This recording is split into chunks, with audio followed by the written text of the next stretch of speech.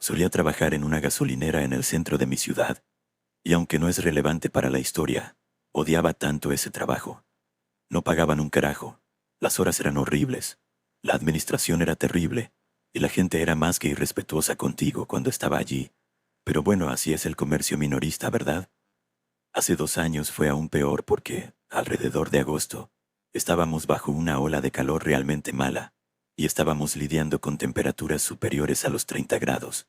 Además, el aire acondicionado en la estación estaba fallando, y a veces simplemente no funcionaba. Cuanto más caluroso era el día, más probable era que dejara de funcionar, y la estación se volvía sofocante.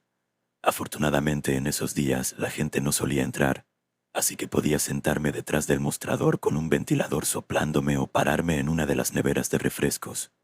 Tenía que estar atento a los clientes cuando hacía eso, pero realmente no me importaba. Al menos lo hacía un poco más soportable. Una tarde, estaba detrás del mostrador, y creo que estaba sacando algunos productos de una caja para reponerlos cuando vi que alguien entraba. Miré hacia arriba y vi a un anciano caminar por ahí. Tenía una barba completa, estaba calvo y de alguna manera me recordaba a un anciano estereotípico. Estaba un poco confundido, ya que llevaba una chaqueta cortavientos y con lo caliente que estaba. Debía estar muriéndose de calor con esa cosa. En un momento dado, lo vi de reojo, así que no lo vi entrar a la tienda técnicamente, pero lo vi dentro de la tienda, lo cual fue un poco raro porque no recordaba haber escuchado el timbre de la puerta. Le dije, «Oye, avísame si necesitas ayuda con algo», solo tratando de ser amable, y luego volví a mi trabajo. De vez en cuando, levantaba la vista para ver si ese tipo necesitaba ayuda o si estaba listo para pagar. Cada vez que miraba estaba en un lugar diferente de la tienda, pero cada vez me estaba mirando. Por supuesto, esto me puso en una situación incómoda. ¿O es solo un tipo amable que quiere hablar conmigo? ¿O va a ser un viejo espeluznante? Esperaba que solo estuviera solo y quisiera hablar, como suelen hacer algunos ancianos, porque lidiar con viejos espeluznantes siempre era un dolor de cabeza. Luego lo escuché gritar, «Hace calor hoy, ¿eh?» No levanté la vista, pude notar que no estaba en el mostrador y solo le respondí, «Sí, es aún peor cuando el aire acondicionado no funciona». Y él responde, «Sí, sí, me lo imagino». Volvió al silencio, simplemente mirando alrededor de la estación, y continué sacando cosas de la caja. Luego lo escuché hablarme de nuevo.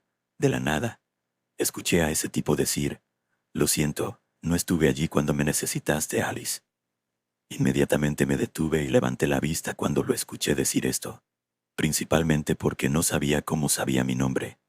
Mi nombre es Alice, pero no llevaba una placa con mi nombre y nunca les decía mi nombre a los clientes.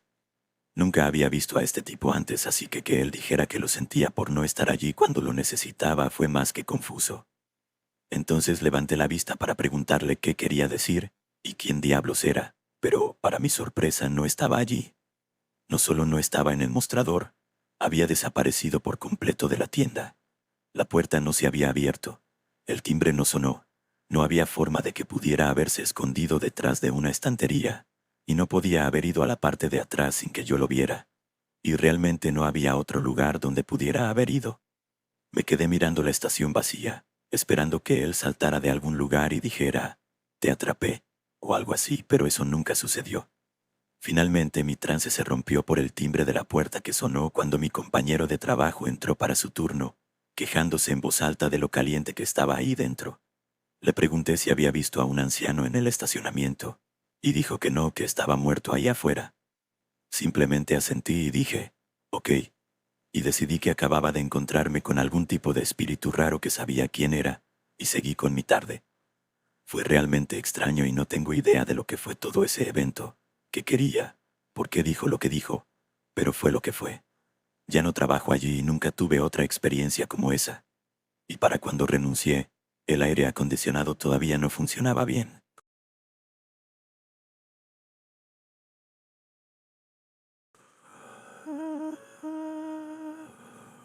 Esto es solo una cosa aterradora que sucedió durante el verano. No sé exactamente qué fue, porque no puedo entender lo que pasó. Era el fin de semana del día del trabajo, casi hora de regresar a la escuela, pero mi familia y yo estábamos de humor para una última celebración. Así que mi mamá invitó a mi tía, mi tío y mi prima para el fin de semana. Además, Mi otra prima también iba a tener una parrillada de fin de verano, lo que significaba que todos tendrían algo que hacer mientras estuvieran aquí. Todos llegaron el sábado, pero el ambiente estaba un poco sombrío. Mi padrastro preguntó por qué, y mi tío nos dijo que la princesa Diana acababa de fallecer. Los adultos hablaron sobre eso durante un rato.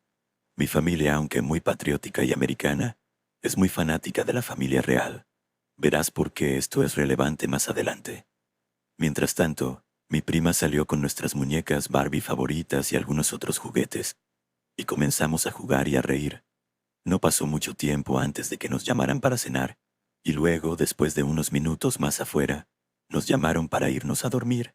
Recogimos todo y entramos, solo para escuchar a mi tío hablar sobre la extraña pesadilla que había tenido hace unos días.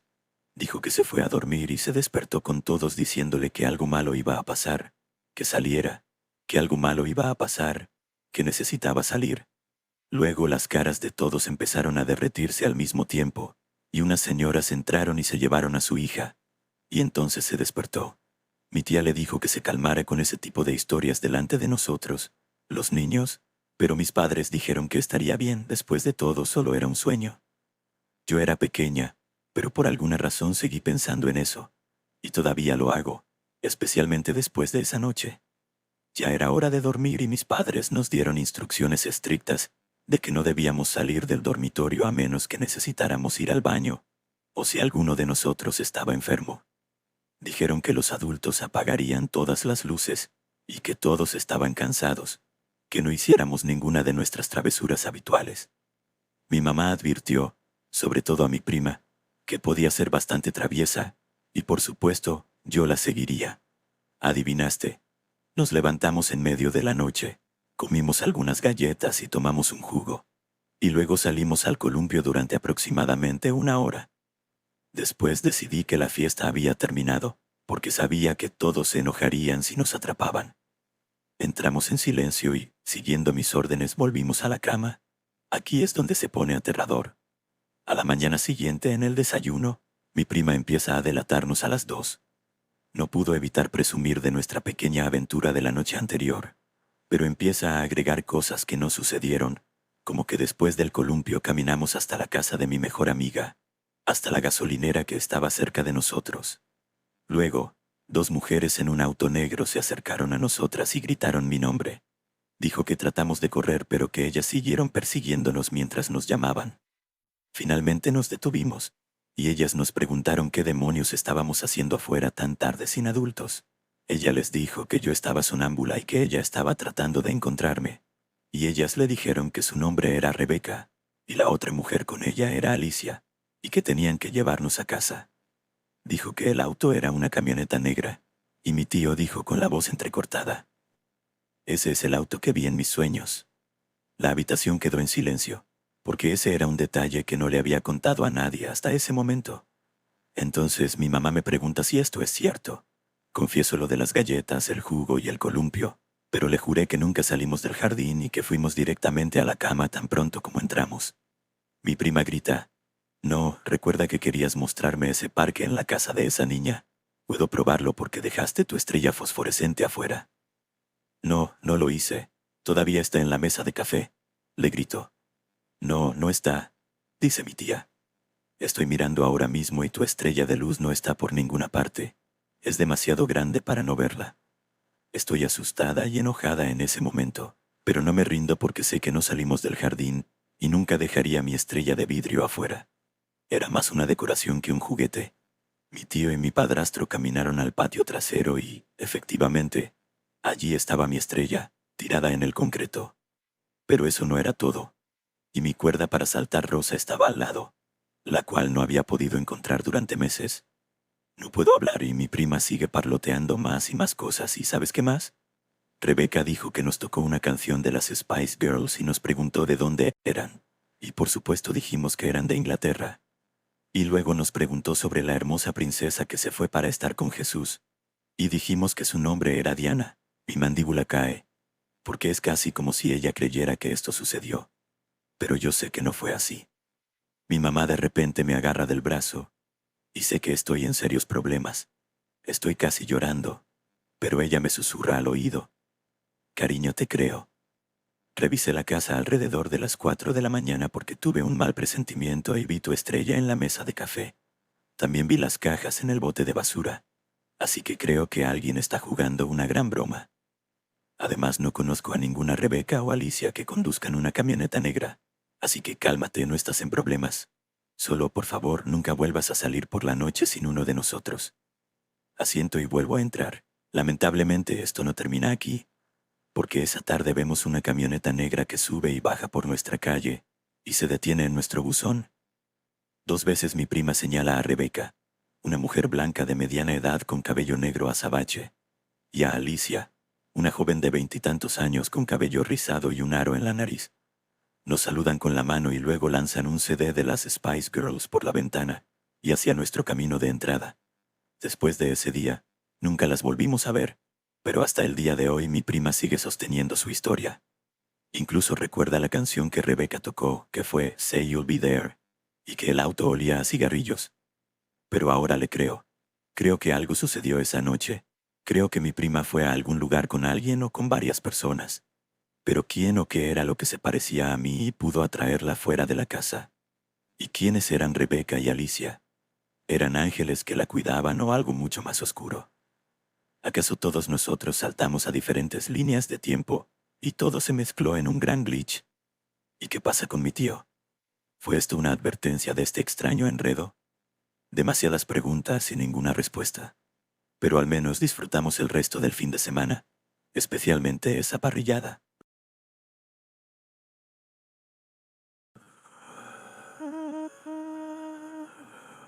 Hace varios años, a mediados del verano, mi amigo Matías y yo decidimos que queríamos salir a hacer un poco de exploración urbana. No habíamos hecho mucho ese verano, ya que hacía más calor que el infierno, pero ese día el calor finalmente había cedido un poco, así que queríamos levantarnos y salir al menos por un rato. Ambos teníamos 16 años y teníamos mucha energía reprimida, así que queríamos liberar toda la energía que pudiéramos. Para soltar esa energía, decidimos que ir en bicicleta a una fábrica abandonada sería divertido. Podríamos revisar la maquinaria, romper una ventana o dos. Éramos jóvenes y estúpidos, y sé que no deberíamos haber hecho eso, y simplemente pasar el rato por un rato. La fábrica que queríamos visitar había estado cerrada durante aproximadamente una década, y había permanecido completamente inactiva desde que se cerró, salvo por otras personas que querían explorarla. Fuimos en bicicleta hasta donde estaba y de inmediato nos sorprendió lo deteriorado que estaba el edificio. No habíamos estado allí antes, solo sabíamos dónde estaba, y las paredes estaban muy dañadas. Todas las ventanas ya estaban rotas y había grafitis por todo el frente. Al menos fue fácil entrar al edificio. Todas las puertas laterales estaban destrozadas, así que no hubo realmente ningún desafío para entrar. Cuando entramos, el aire se sentía rancio y sofocante, como una fábrica abandonada que no tenía ventilación funcionando durante aproximadamente una década, porque eso es lo que era. Ambos estábamos un poco nerviosos al principio, preguntándonos si habría alguien en ese edificio o algo. No sé por qué esa fue nuestra primera idea, salvo porque éramos solo unos niños tontos. Matías gritó preguntando si había alguien más allí, a lo que nadie respondió, lo cual no fue sorpresa. Deambulamos por el pasillo principal solo para ver qué podíamos encontrar, pero realmente no había mucho. No te aburriré con los detalles de nuestra aventura por los espacios vacíos, porque realmente no sucedió mucho. No fue hasta que empezamos a recorrer las partes administrativas del edificio que encontramos de lo que trata esta historia. Estábamos recorriendo las oficinas, revisando qué muebles aún estaban allí, cuando llegamos a una que era de un tamaño decente, probablemente estilo gerencial. Yo estaba revisando uno de los escritorios, mirando en los cajones y demás, cuando abrí uno y escuché un sonido sordo. Eché un vistazo al cajón, pero no vi nada en el fondo. Hice un comentario de que no había nada allí que se hubiera caído, y luego Matías respondió diciendo que podría haber algo detrás del cajón. Levanté el cajón y lo saqué de la guía, y efectivamente tenía razón. En el suelo había lo que parecía ser una pequeña funda de cámara, como si estuviera detrás del escritorio y hubiera caído al suelo. La alcancé y la desabroché, y honestamente no estaba seguro de lo que estaba viendo. En la funda había algunas fotografías, 5 para ser exactos. Matías y yo las miramos y después de unos momentos de tratar de entender lo que estaba viendo, comencé a sentirme enfermo. Las fotos eran, y no hay una forma más suave de decirlo, de un asesinato o de personas celebrando a alguien que fue asesinado. Había un par de fotos del cadáver de una persona que, nuevamente, no hay otra forma de decirlo, estaba mutilada. Y luego, el resto de las fotos mostraban a un grupo de 3 hombres que parecían estar cubiertos de sangre, de pie alrededor del cuerpo, con los pulgares hacia arriba y sonrisas espeluznantes en sus caras. Parecían locos, como si estuvieran completamente fuera de sus cabales, lo cual tendrías que estar si te estás tomando fotos con un cadáver y cubierto de sangre. Le pregunté a Matías si estaba viendo lo que pensaba que estaba viendo, y él confirmó lo que era. Volvimos a mirar las fotos, viendo si tal vez habían puesto sus nombres en la parte de atrás o algo, pero no había ninguna información en ellas, ni en la funda. Después de unos momentos de silencio en los que solo pensábamos en lo perturbadoras que eran las fotos, pregunté qué debíamos hacer, y Matías dijo que deberíamos simplemente volver a ponerlas en el escritorio y olvidarnos de que existían. Estuve de acuerdo. Luego cerré la funda, la arrojé de nuevo en el escritorio y decidimos que ya era suficiente para ambos. Decidimos terminar nuestra aventura y volver a casa. Esas imágenes, honestamente, me han perseguido durante mucho tiempo, y desafortunadamente, a veces aparecen de repente en mi mente. ¿Acaso encontramos el alijo secreto de fotos de alguien que tomó después de asesinar a alguien, como algún tipo de trofeo asqueroso? Por supuesto, existe la posibilidad de que no fueran reales, pero parecían muy reales. Y entonces, ¿por qué alguien guardaría fotos falsas de una escena de asesinato como esa? Nunca volvimos y nunca las denunciamos. Y desafortunadamente, la fábrica fue demolida poco después de esto. Así que seguramente alguien más tuvo que haberlas encontrado, ¿verdad? De cualquier manera trato de no pensar demasiado en esto y prefiero simplemente olvidarlo.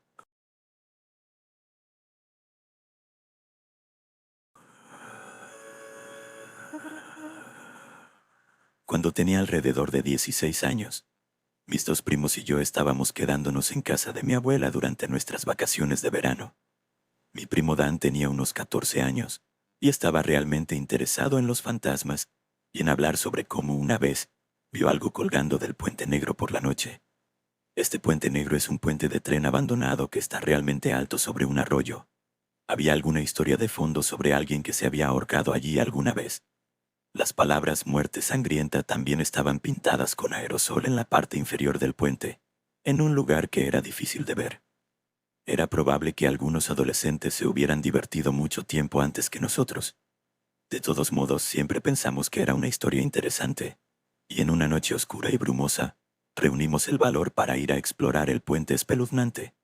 La capa de nubes lo hacía más oscuro, por lo que era particularmente aterrador con la forma en que las sombras de nuestras linternas eran tan nítidas y animadas. Después de un tiempo susurrando sobre la víctima ahogada y el hombre colgado, comenzamos a asustarnos hasta el punto de que ambos estuvimos de acuerdo en que deberíamos regresar a la casa. Mientras volvíamos con el presunto puente encantado a nuestras espaldas, decidimos echar un vistazo rápido hacia atrás para ver si nos estaba siguiendo un fantasma. La linterna captó un reflejo de ojos en la oscuridad desde donde veníamos. Mirándolo ahora, probablemente era un mapache. Obviamente, esa no fue nuestra reacción en ese momento, ya que corrimos a toda velocidad de regreso a la casa de mi abuela. Dan sugirió que hiciéramos una tabla Ouija para ver si podíamos hablar con el fantasma. La dibujamos en una hoja grande de papel y usamos un vaso de chupito para guiar las respuestas a nuestras preguntas.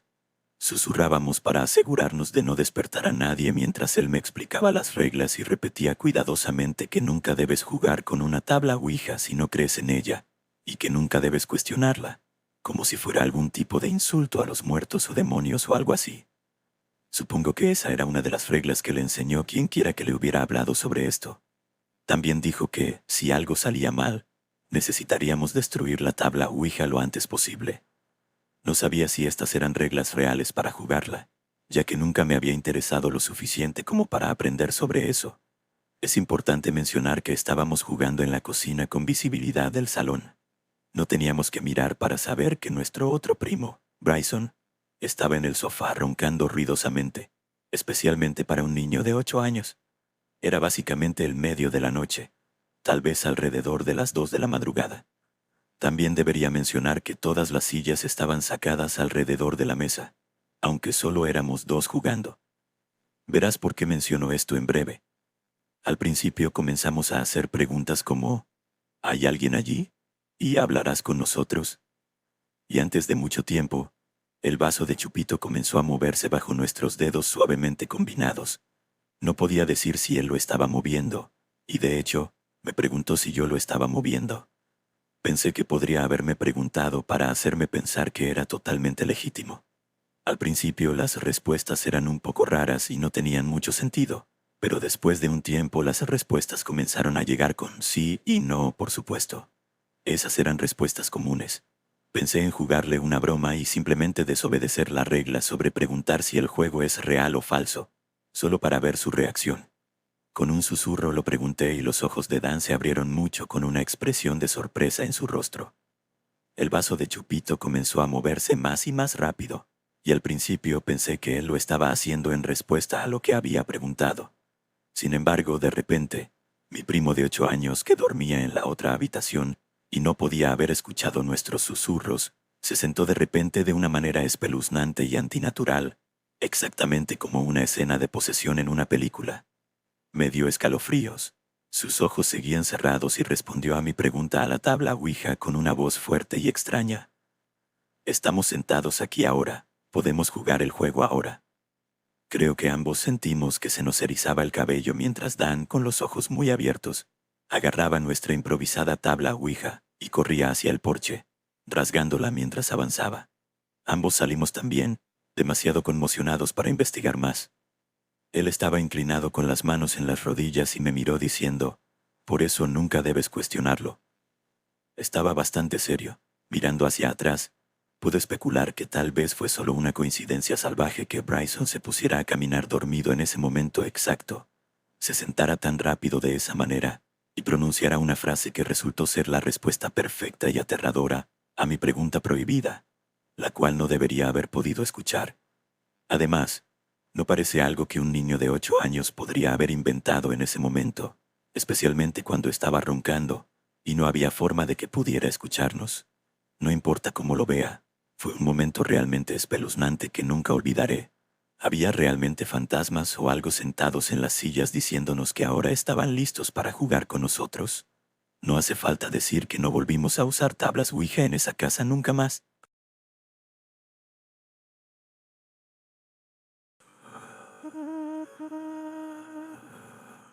Escuela y universidad.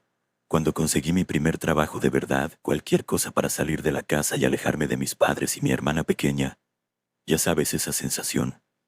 Es ese momento en tu vida cuando sientes que tu independencia está llegando. El trabajo no pagaba mucho, solo unos pocos dólares por hora, pero no estaba mal para un chico en los años 70. Este trabajo requería que patrullara un tramo de 30 metros de la interestatal y unos 32 kilómetros de caminos secundarios, removiendo los cadáveres de animales muertos en la carretera. Vivía en el sur, y aquí se pone tremendamente caluroso en verano, lo que hace que cualquier trabajo al aire libre sea opresivo. Y ese calor se mete en todo, especialmente en los cadáveres, las moscas, las hormigas, los insectos, las zarigüeyas, los zorros y los buitres. En resumen, quieres llegar lo antes posible después de la muerte, limpiar todo y seguir adelante. Me dieron una camioneta antigua con una transmisión de 3 velocidades en la columna, y sin radio, un casco, un chaleco reflectante y varias máscaras. En la cama de la camioneta había un tambor de 55 galones en el que guardaba una pala, una azada, un rastrillo y varios cubos. Incluso tenía una de esas palas grandes y anchas que la gente del norte usa para quitar la nieve. Al final del día, tenías que vaciar la parte trasera de la camioneta y revivir los horrores del día de nuevo, y luego lavar la cama de la camioneta para el día siguiente. Este trabajo hacía difícil comer las cenas de espagueti casero de tu madre, sin importar cuánto intentaras sacar los recuerdos del día de tu mente. En el verano hay muchos turistas en la carretera. Más tráfico equivale a más animales muertos. La mayoría de los vehículos en ese entonces no tenían aire acondicionado, así que tenías la ventana abajo tratando de conseguir la mayor cantidad de aire posible. Si no llegabas a la escena lo suficientemente pronto, podías olerlo a cierta distancia. Oh, vaya si podías olerlo. Recuerdo que esa semana en particular había sido realmente mala. Había recogido 6 ciervos, 4 zarigüeyas, 5 zorros e incluso un armadillo. No recuerdo cuántos perros, gatos, mapaches o ardillas. Recuerdo que era un viernes por la tarde porque quería terminar y llegar al fin de semana. Estaba en uno de los caminos secundarios cuando olí algo realmente mal. No había conducido mucho cuando lo vi. El cadáver estaba mayormente en la carretera, con solo parte de él en el arcén. Había sido atropellado más de una vez, creo. A veces hay personas que apuntan a cosas como esa. Me detuve en el arcén, encendí mis luces intermitentes, me puse el casco, el chaleco y la máscara, y saqué la pala de nieve de la parte trasera. Al acercarme vi algo que nunca olvidaré. Me hizo sentir náuseas. Corrí hacia el arcén de la carretera y apenas logré quitarme la máscara antes de vomitar. Vi la mitad inferior de una mandíbula. Estaba parcialmente en la carretera y parcialmente en el arcén. Y en esa mandíbula había dientes. Y en esos dientes había empastes.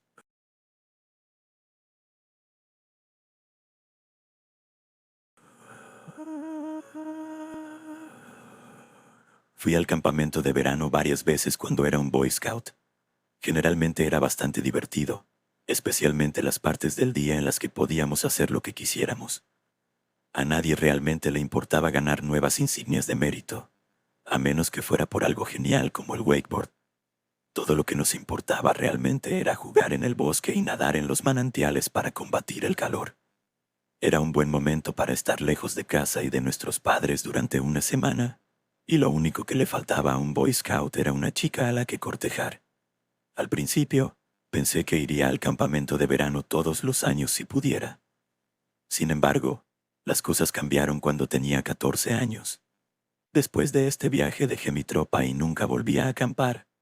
Fue el cuarto día del campamento de verano, justo en medio de todo. En cuanto a responsabilidades, fue un día ligero para mí y mis amigos. Éramos 4 en total. Correteamos por el área común principal del campamento. Usamos nuestras mesadas para comprarnos un cuchillo de recuerdo cada uno en la tienda general.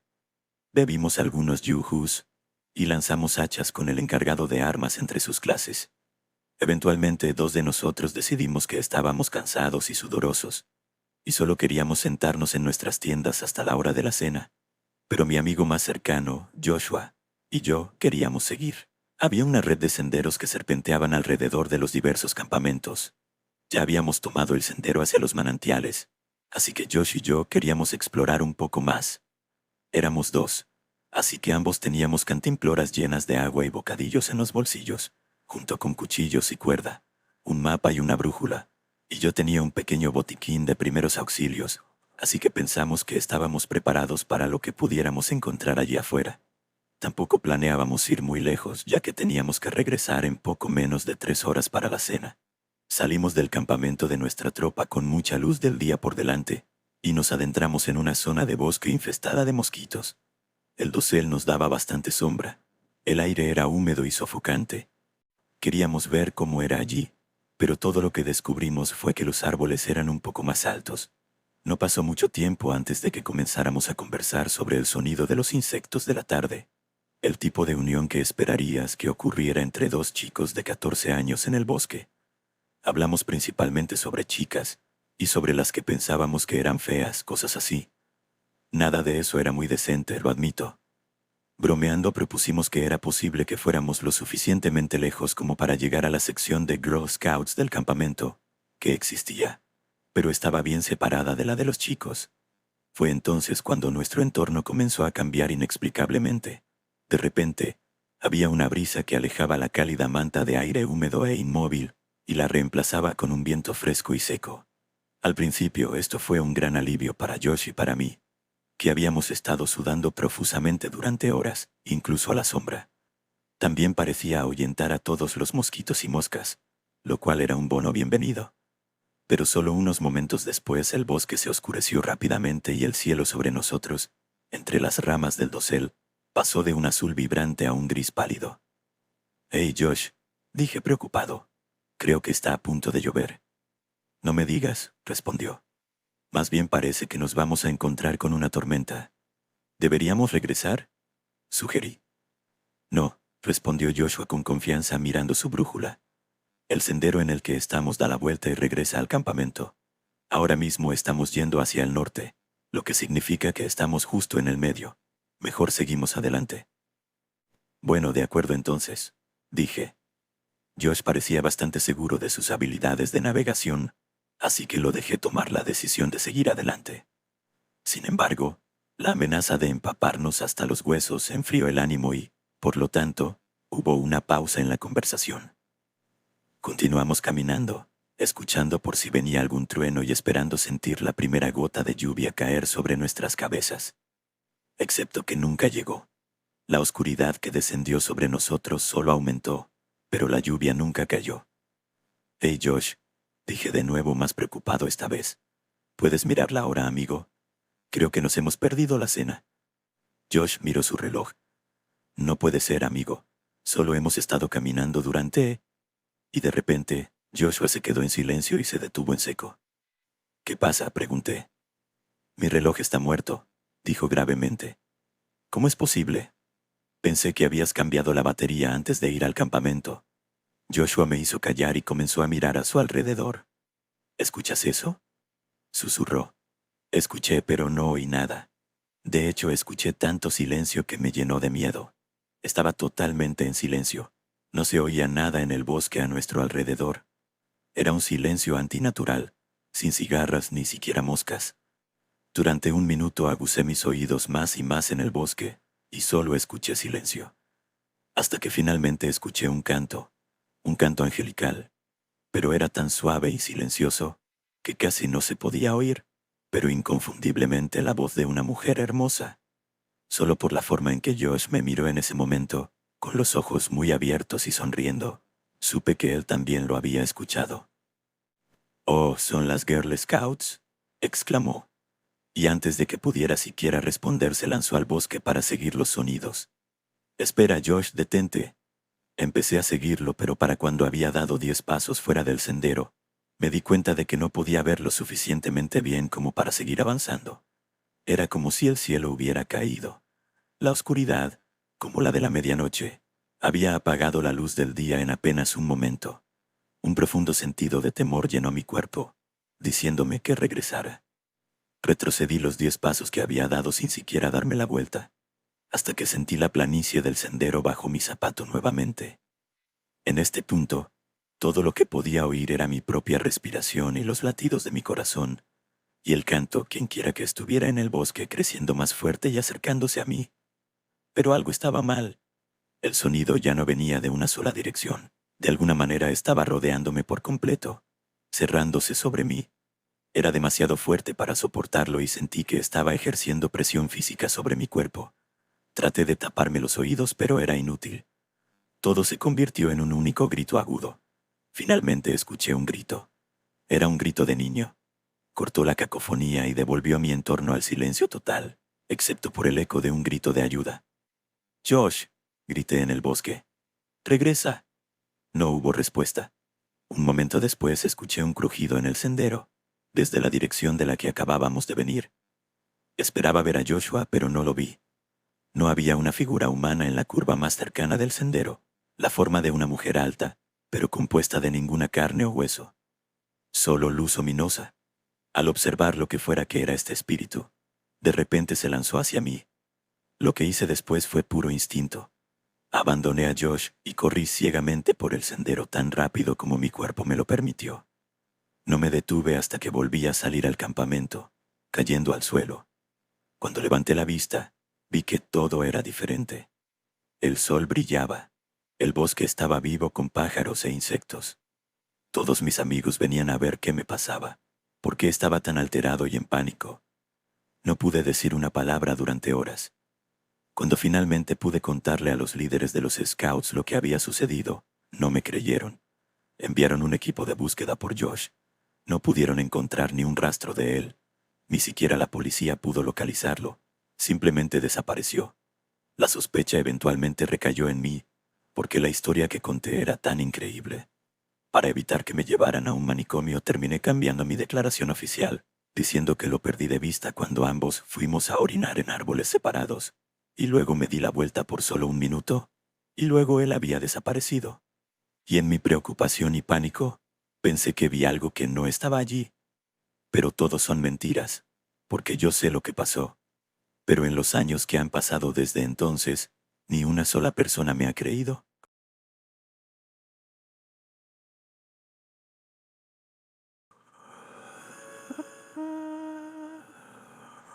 Hace unos meses, durante las vacaciones de primavera, envié una historia a RepChat que ocurrió entre una amiga mía llamada Allison y su exnovio creepy, Josh.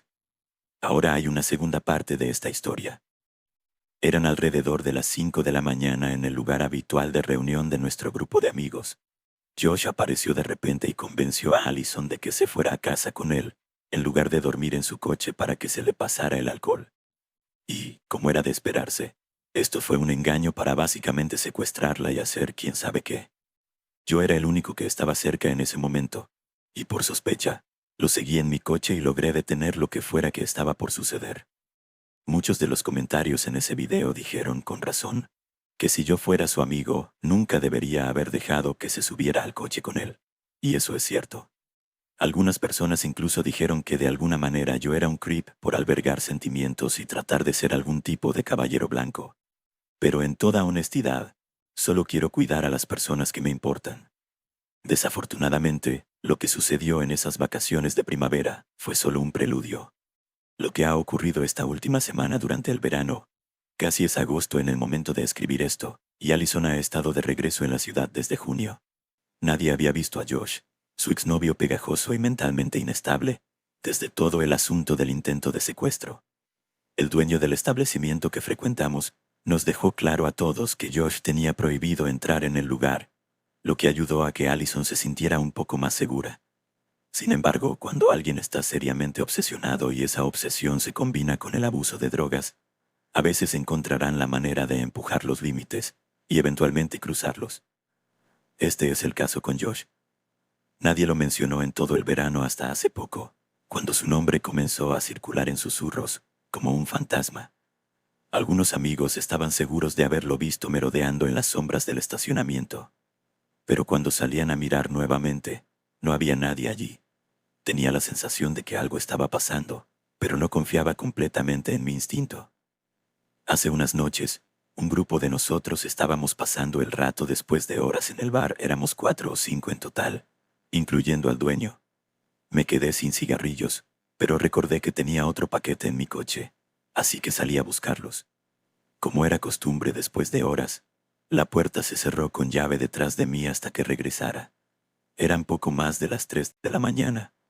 Reconocí cada coche en el estacionamiento como los de mis amigos, así que estaba bastante seguro de que todo estaba seguro. Llegué a mi coche y abrí la puerta para alcanzar el paquete de cigarrillos en el portavasos, pero justo cuando me incliné, sentí que alguien me empujaba. Rápidamente salí de mi coche y miré hacia atrás para ver quién era, y para mi asombro era Josh, luciendo más demacrado y drogado que nunca. Estaba en mi cara y me tenía acorralado en el hueco de la puerta del coche. «¡Hey, imbécil, ha pasado un tiempo, ¿no?», gritó. «Estabas ahí dentro con Allison, supongo, poniéndote cómodo con ella, ¿eh?». Señaló el bar, que también era donde Allison había estacionado. «Oh, déjame adivinar. Te la estás tirando en el estacionamiento. ¿Viniste a buscar condones?». Podía notar que Josh estaba bajo los efectos de algo por lo rápido que hablaba, lo que solo significaba que estaba más inestable de lo habitual. «No, hombre, para nada». Levanté las manos en señal de rendición. «Solo vengo a buscar unos cigarrillos, mira». Entonces le mostré el paquete en mis manos. De inmediato lo golpeó y lo mandó al zanjón cercano. «No me mientas, Spencer», siseó. «Sé que has estado tratando de meterte en sus pantalones durante meses. Lograste que todos se pusieran de tu lado contra mí. No es eso en absoluto, hombre. Te juro que tengo novia ahora». «Lo sabía». Josh gritaba tan fuerte que me escupía en la cara. «Ella me dejó por ti». Me hundí hacia atrás hasta quedar medio dentro de mi coche. Estaba acorralado y se me acababan las formas de hablarme fuera de la situación, si es que era posible. Desafortunadamente estaba borracho y no tenía tacto, así que lo empujé para poder tener al menos unos pocos metros entre los dos. «Entiende de una vez, hombre. Ella simplemente no está interesada en ti. Ni siquiera creo que le gusten los hombres. Sabía que eso probablemente lo enfurecería, y así fue. Gritó algo ininteligible y se lanzó hacia mí, pero logré saltar de nuevo dentro de mi coche y cerrar la puerta antes de que pudiera alcanzarme. En ese momento, gritó de dolor y me di cuenta de que su dedo se había quedado atrapado en la puerta. Lo abrió para liberarse, pero inmediatamente la cerré de nuevo con ambas manos y cerré la puerta con seguro. Con su dolor y rabia, Josh empezó a golpear la ventana y amenazarme a través del cristal. Así que saqué mi teléfono y llamé al dueño del bar. «Tenemos una situación con Josh», dije con toda seriedad. «Por favor, dime que estás bromeando», respondió. «No, no lo estoy. Está literalmente en el estacionamiento ahora mismo y actuando como un loco». El dueño suspiró rápidamente y maldijo. «Ella acaba de ir a su coche». «No puede ser», murmuré incrédulo mientras veía a Josh de repente correr hacia la parte trasera del bar. Salí corriendo del coche y corrí hacia él, tratando de alcanzarlo antes de que llegara a Allison, que acababa de dar la vuelta a la esquina. La expresión en su rostro lo decía todo. Tan pronto como vio a Josh corriendo hacia ella, se dio la vuelta inmediatamente. Desafortunadamente no pude alcanzarlo. Tenía una ventaja y un montón de cocaína en su sistema para acelerarlo, pero afortunadamente, para cuando llegué a la puerta trasera, ella estaba allí golpeándola para entrar. Su dedo estaba abierto y dejando sangre por todas partes, y apenas se daba cuenta de mi presencia. «Allison», seguía gritando. «Por favor, solo sal para que podamos hablar». Por supuesto sabía que Allison podía escuchar los golpes psicóticos en la puerta de metal. Dudaba seriamente que solo quisiera hablar. Estaba bastante aturdido por toda la situación, así que por un momento, todo lo que hice fue observar esta lamentable y aterradora muestra de desesperación. Honestamente no sabía qué podía hacer, pero entonces no tuve que hacer mucho. De repente la puerta se desbloqueó y se abrió de golpe, golpeando a Josh en la cara. Se tambaleó hacia atrás, gimiendo de dolor y sosteniéndose la nariz mientras el dueño salía a empujarlo y a echarlo. «Lárgate de aquí, hombre, estás vetado. Si vuelves, llamaré a la policía». Detrás del dueño, un amigo mío estaba adentro, haciéndome señas para que entrara. Lo seguí en silencio y entré. Lo último que vi fue a Josh alejándose lentamente con la nariz ensangrentada antes de que se cerrara la puerta. No puedo culpar a Allison por estar bastante asustada por todo el asunto. Quiero decir, imagina que sales para dormir en tu coche y lo primero que ves es a una persona loca que está obsesionada contigo corriendo hacia ti. Con el tiempo, los avistamientos de Josh no han parado. Cada vez es alguien caminando solo por el estacionamiento cuando está oscuro y tarde, y él siempre está merodeando justo fuera de vista, escapando en cuanto lo notan. Mis amigos ya no dejan que Allison salga a su coche sola, y ha estado pasando más tiempo en casa. Creo que esto honestamente se está volviendo ridículo. Es hora de presentar cargos por acoso o una orden de restricción.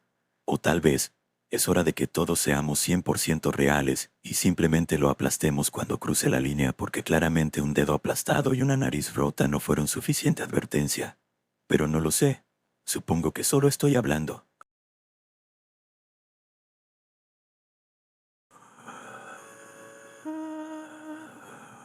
Cuando estaba en la escuela secundaria, estaba desesperada por tener amigos. Trataba de hablar con cualquiera que me dejara sentarme con ellos, pero nadie parecía gustarle lo suficiente como para mantenerme cerca, o simplemente eran crueles conmigo. Por eso, cuando las dos chicas más bonitas y populares de la escuela, Martina y Carolina, me invitaron a una fiesta de pijamas con ellas, estaba emocionada. Intenté sentarme con ellas en el almuerzo algunas veces antes, pero siempre me decían que me fuera porque estaban ocupadas hablando de algo que no era de mi incumbencia. Pero luego, en el último día de clases un año, ambas se acercaron a mí mientras estaba sentada sola y me dijeron que realmente querían pasar tiempo conmigo durante el verano, pero que no querían que otras personas nos vieran juntas mientras aún estábamos en la escuela. Incluso como una ingenua y solitaria estudiante de secundaria, sabía que esa era una invitación muy deshonesta, pero la acepté con entusiasmo de todos modos. Tomaría lo que pudiera, y ellas lo sabían. Por supuesto, mi mamá estaba feliz de que finalmente comenzara a pasar tiempo con otros niños y me dio permiso con gusto para ir, especialmente cuando dije que la mamá de Martina nos ofrecería la cena a las 3. Cuando llegué, Eran alrededor de las 8 de la noche, y ya estaba vestida con mi pijama, pero Carolina y Martina aún estaban completamente vestidas. Cuando pregunté si todavía íbamos a cenar juntas, Martina dijo que acababan de terminar de comer justo antes de que yo llegara. Luego Carolina dijo que yo no necesitaba comer tanto de todos modos. Ya me estaban menospreciando, pero quería ser su amiga tan desesperadamente que les dejé hacerlo. Después de saludar a la mamá de Martina, que ya estaba borracha de vino y lista para que dejáramos de ser su problema, todas subimos a la habitación de Martina. Era un dormitorio estilo Jack y Jill con su propio baño y otra habitación al otro lado. Le pregunté a Martina quién estaba en la otra habitación, pero me regañó y dijo que era su hermana mayor y que no fuera tan entrometida. Me disculpé profusamente, pero solo me dijeron que me callara porque mi voz era molesta. Martina tenía muchas cosas geniales en su habitación, desde pósters de Taylor Swift hasta maquillaje caro y animales de peluche gigantes. Todo tipo de cosas que mi mamá no podía permitirse comprarme. Pero por mucho que quisiera preguntarle sobre ello, sabía que no le gustaría, así que solo miré al suelo. Comenzamos a jugar a verdad o reto, que Carolina y Martina usaron para sacar todo tipo de información sobre mí, incluyendo quién me gustaba y cuánto dinero ganaban mis padres. Les conté todo con honestidad, solo para que se rieran en mi cara cada vez que les pedía que dijeran la verdad sobre algo. Inventaban un montón de cosas ridículas que sabía que eran mentiras, pero por supuesto, no iba a confrontarlas por eso. Finalmente, me cansé de tener que contarles todos mis secretos, así que les dije que me atrevieran a hacer algo. Tan pronto como dije eso, Carolina y Martina se miraron con las sonrisas más malvadas, como si hubieran estado esperando que dijera eso todo el tiempo. Entonces, Martina me desafió a ir al baño y jugar al juego de Bloody Mary. No sabía lo que era en ese momento, y cuando lo admití, ambas gritaron incrédulas de que no supiera quién era Bloody Mary. Me lo explicaron y dijeron que tenía que hacerlo o tendría que irme de la fiesta de pijamas. Quería quedarme, así que entré al baño. Martina y Carolina encendieron una vela frente al espejo. Luego apagaron las luces y cerraron la puerta. Tienes que decirlo en voz alta y clara. Me molestó Martina desde el otro lado. Si no lo haces, lo sabremos. Estaba temblando. No tenía idea de lo que sucedería. ¿Era esta Bloody Mary alguien que realmente podía ser invocada? ¿Realmente me mataría si venía? Realmente no lo sabía, pero lo único que me empujaba a seguir adelante era la necesidad de ser aceptada y la creencia de que cosas como los fantasmas no existían. Me miré en el espejo, luego tomé una respiración profunda y dije Bloody Mary 3 veces lentamente. Por un momento no pasó nada. Miré detrás de mi reflejo y no había nada, hasta que vi a una mujer arrastrándose fuera de la bañera detrás de mí. Grité y me di la vuelta, y me di cuenta de que era real. Había una mujer ensangrentada de verdad sentada en la ducha. Su piel era gris, como si estuviera muerta, y su ropa estaba hecha jirones, pero tenía los ojos abiertos y me estaba mirando directamente. Poco a poco, la mujer salió de la bañera y comenzó a caminar hacia mí. Estaba tan petrificada que no podía moverme. Quería hacerlo, pero era como si mis piernas se hubieran convertido en piedra. Con cada paso que daba, dejaba un rastro de sangre. Pronto estaba justo enfrente de mí. Grité de nuevo, pero ella me agarró por el cuello y me levantó hasta ponerme de puntillas. Abrió la boca y reveló una mandíbula abierta llena de sangre y oscuridad, acercándose a mi cuello como si fuera a morderlo. No pude mantener el control de mí misma, así que en ese momento me oriné en los pantalones. Pero luego, en el último segundo, la puerta se abrió de golpe y se encendieron las luces. «¿Qué está pasando aquí?», preguntó Martina. «¿Por qué estás gritando?». Apenas podía pronunciar una palabra a través de mis dientes castañeando, pero logré decir lo que pude. «Bloody Mary estaba aquí», dije. Estaba justo enfrente de mí, la vi y era real. Me agarró y todo, y trató de matarme. «¿Qué?», dijeron Carolina y Martina al mismo tiempo. Miraron por todo el baño, pero, por supuesto, ella ya no estaba. «Deja de actuar como una loca», dijo Carolina. «Solo estás rogando por atención. Honestamente es un poco vergonzoso». Martina se rió y estuvo de acuerdo. «Espera, ¿te orinaste? Eso es asqueroso, oh Dios mío. Así que sí, en realidad creo que si vas a actuar así tendrás que irte». «¿Qué? ¿Por qué?», pregunté incrédula. Pero antes de que me diera cuenta, Martina y Carolina me sacaron del baño y me empujaron escaleras abajo. Luego arrojaron todas mis cosas hacia mí. Me arrastré hasta la madre de Martina llorando a mares y le rogué que llamara a mi mamá.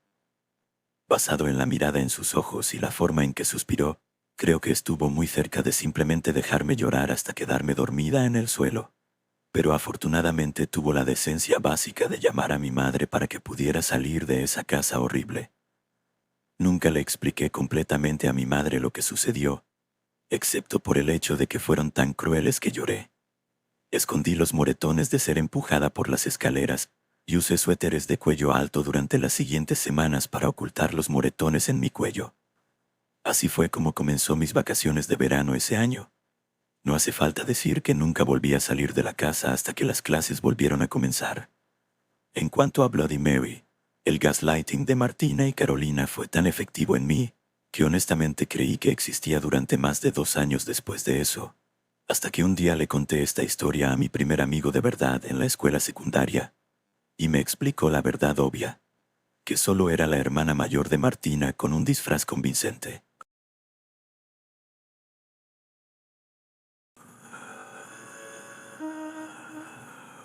Siempre soñé con tener una vida perfecta, de esas que ves en las películas, y durante un tiempo pensé que la tenía. Mi esposo, Carlos, era un hombre trabajador, amoroso y atento. Nos conocimos en la universidad, y desde el primer momento en que nuestros ojos se cruzaron, supe que él sería la persona con la que compartiría el resto de mi vida. Nos casamos jóvenes, y aunque no teníamos mucho al principio, con el tiempo logramos construir una vida cómoda y feliz. Carlos trabajaba en una empresa de importación y exportación, un empleo que a menudo lo obligaba a viajar. Aunque me preocupaba la cantidad de tiempo que pasaba fuera de casa, siempre confié en él. Yo, por mi parte, me dedicaba a la docencia. Enseñar a niños pequeños era mi pasión, y aunque el trabajo podía ser agotador, siempre me sentía realizada al final del día. Después de algunos años de arduo trabajo, finalmente decidimos que era hora de tomarnos unas vacaciones. Fue Carlos quien sugirió Cancún, un destino que siempre había querido visitar. La idea de pasar días relajados bajo el sol con la brisa del mar y cócteles tropicales me emocionaba enormemente. Era justo lo que necesitábamos para desconectar de la rutina y volver a conectar como pareja. Llegamos a Cancún a finales de junio, justo cuando el verano estaba en pleno apogeo. El sol brillaba intensamente, y el mar era de un azul que solo había visto en postales. Nos hospedamos en un lujoso resort frente a la playa, y desde el primer momento todo parecía ser perfecto. Carlos estaba encantador, como siempre, y yo me dejé llevar por la atmósfera de relajación y romance. El primer día transcurrió sin contratiempos. Pasamos la mañana en la playa, tomamos el sol y disfrutamos de la suave arena entre los dedos. Más tarde, almorzamos en un restaurante local, donde probamos mariscos frescos y bebimos margaritas. Todo era tan perfecto que me preguntaba si estaba viviendo un sueño. Sin embargo, al segundo día, algo cambió. Carlos comenzó a comportarse de manera extraña. Se despertó temprano, mucho antes de lo habitual, y en lugar de disfrutar de un desayuno juntos como habíamos planeado, me dijo que tenía que salir a resolver unos asuntos de trabajo. Me sorprendió, pero no quise ser una esposa molesta, así que le sonreí y le dije que estaría bien. Supuse que sería algo rápido y que volvería pronto, pero no fue así. Carlos no regresó hasta bien entrada la tarde, y cuando lo hizo, estaba distraído y distante. Le pregunté si todo estaba bien, pero él simplemente me respondió que tenía algunos problemas laborales que lo estaban preocupando. No quise presionarlo, así que dejé el tema. Al día siguiente el patrón se repitió. Carlos se fue temprano y volvió tarde. Esta vez, ni siquiera me dio una excusa convincente. Solo dijo que estaba cansado y que quería dormir. Fue en ese momento cuando empecé a preocuparme de verdad. ¿Qué estaba pasando? ¿Por qué Carlos se comportaba así en nuestras vacaciones? Empecé a preguntarme si estaba teniendo una aventura. La idea me devastó. Siempre había confiado en Carlos, pero su comportamiento era tan inusual que no podía evitar pensar lo peor. Decidí que al día siguiente lo confrontaría, pero cuando desperté él ya se había ido. Me sentía ansiosa, desesperada por respuestas. Así que decidí hacer algo que nunca antes había hecho. Revisé su teléfono. Me sentía culpable, como si estuviera invadiendo su privacidad, pero mi necesidad de saber qué estaba pasando superaba mi moral. Lo primero que noté fueron los mensajes de texto. Carlos había estado enviando y recibiendo mensajes de un número desconocido, uno que no estaba guardado en su lista de contactos. La mayoría de los mensajes eran cortos y crípticos, llenos de emojis de mariposas, corazones y otros símbolos que parecían inocentes, pero me inquietaban. Sentí un nudo en el estómago al leerlos. Los textos no eran lo que esperaba de una relación amorosa, pero había algo profundamente perturbador en ellos, algo que no podía entender del todo. En lugar de confrontarlo de inmediato, decidí investigar un poco más. Tomé una captura de pantalla de los mensajes y comencé a buscar en Internet qué podrían significar esos símbolos. Lo que descubrí me dejó sin aliento. Al parecer, esos emojis de mariposas y corazones, que parecían tan inocentes, eran utilizados en una red de pedofilia para comunicarse de manera codificada. Me negaba a creerlo. No podía ser cierto. Carlos no podría estar involucrado en algo así. Debía haber algún tipo de error. Pero cuanto más leía, más claro se volvía. Los símbolos coincidían perfectamente con los que se usaban en esas redes. De repente, todo cobró sentido. Los viajes constantes, las largas ausencias, el comportamiento extraño. Carlos no estaba teniendo una aventura. Estaba involucrado en algo mucho peor. La idea me mareó. Sentí que el mundo se derrumbaba a mi alrededor. En ese momento escuché la puerta de la habitación abrirse. Carlos había vuelto. Rápidamente cerré la computadora y me esforcé por mantener la calma, aunque mi corazón latía desbocado. No podía dejar que él supiera lo que había descubierto. Al menos no todavía. ¿Todo bien?, preguntó, notando que estaba más pálida de lo habitual. Sí, solo un poco cansada. Mentí con la mejor sonrisa que pude reunir. Carlos me miró con desconfianza, pero no dijo nada más. Decidí que necesitaba más pruebas antes de enfrentarlo. No quería acusarlo de algo tan atroz sin estar completamente segura. Esa noche no pude dormir. Mi mente no dejaba de dar vueltas a lo que había descubierto. ¿Cómo había pasado esto? ¿Cómo no me había dado cuenta antes? Al día siguiente, Carlos volvió a salir temprano. Esta vez lo seguí. Necesitaba ver con mis propios ojos lo que estaba haciendo. Lo vi reunirse con un hombre en una cafetería en el centro de Cancún. No pude escuchar lo que estaban diciendo, pero sus gestos eran serios, como si estuvieran discutiendo algo importante.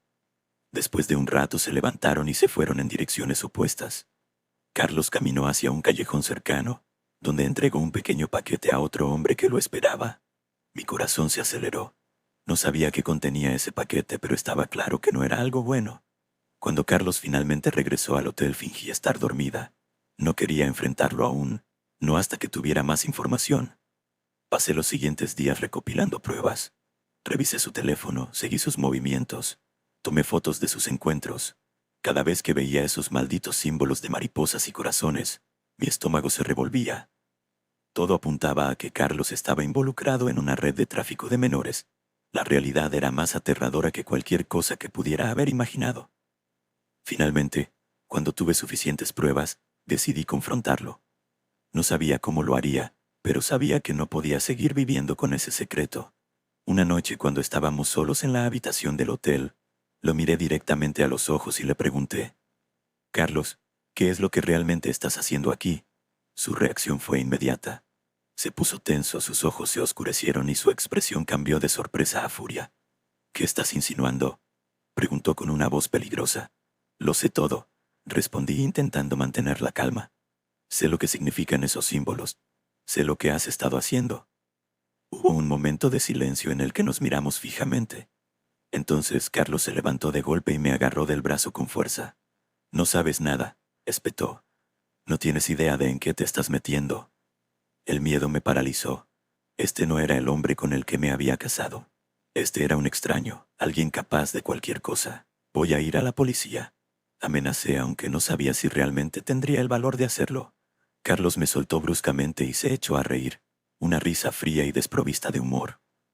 «¿Crees que la policía puede hacer algo?», preguntó. «¿Crees que estás a salvo?». Retrocedí aterrorizada por la transformación que había presenciado. El hombre al que una vez amé ahora era un monstruo.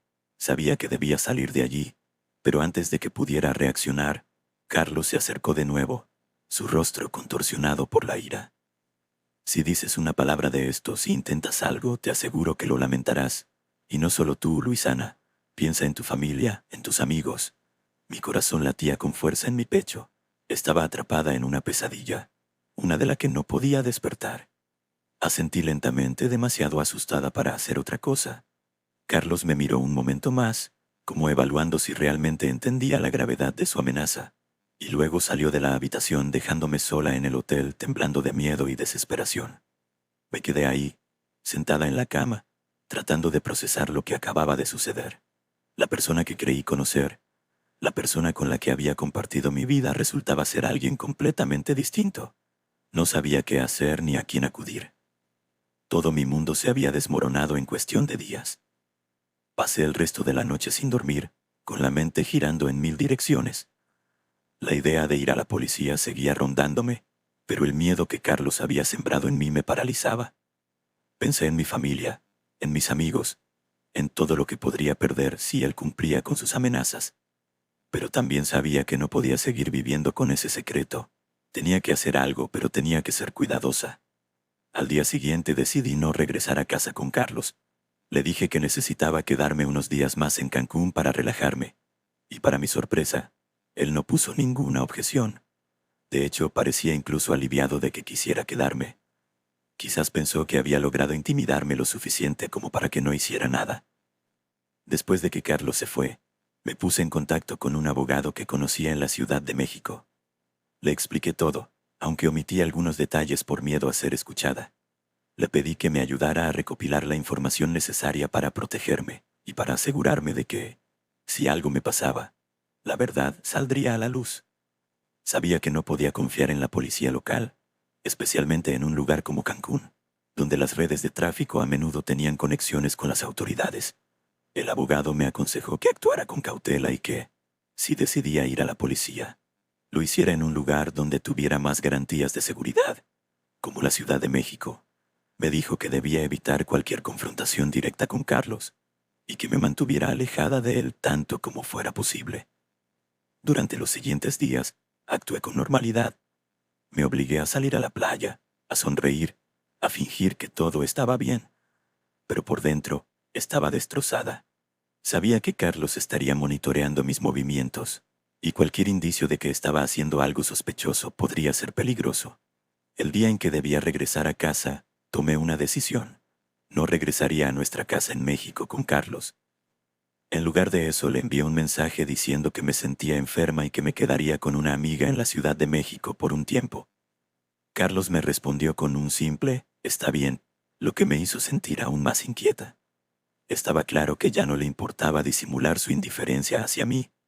Al llegar a la Ciudad de México, me dirigí directamente a la oficina de mi abogado.